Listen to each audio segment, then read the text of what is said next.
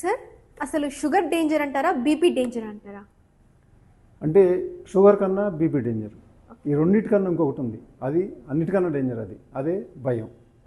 ఆ భయం ఎట్లా అంటే, ఇప్పుడు మనకి షుగర్ అనుకోండి, షుగర్ అయితే మనకి అది తెలవటానికి కొన్ని నెలలు పట్టింది, లేదా సంవత్సరాలు కూడా పట్టవచ్చు. అది మనకు తెలియటానికి, తెలిసిన తర్వాత దానికి మందులకు వెళ్తాం, స్లోగా తగ్గించుకెళ్తాం, లేకపోతే ఇదంతా షుగర్కి జరిగేది.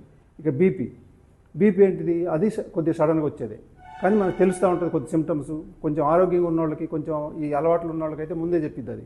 అది లేని వాళ్ళకి సడన్గా వచ్చినా కూడా కనీసం కొద్దిగా టైం దొరికిద్ది మనకి, కొంచెం గ్యాప్ అనేది గంటల్లోనో లేకపోతే ఇది. కానీ భయం అనేది అలా కాదు, విత్ ఇన్ సెకండ్లోనే మొత్తం మనకి బాడీ ఏదైనా జరగవచ్చు.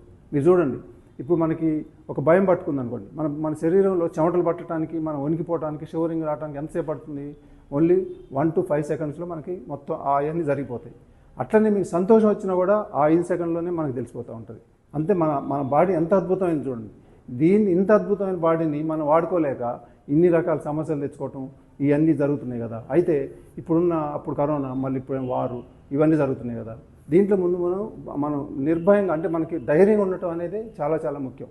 దాంతో చాలా చాలా సమస్యలు మనకి పరిష్కారం అవుతాయి.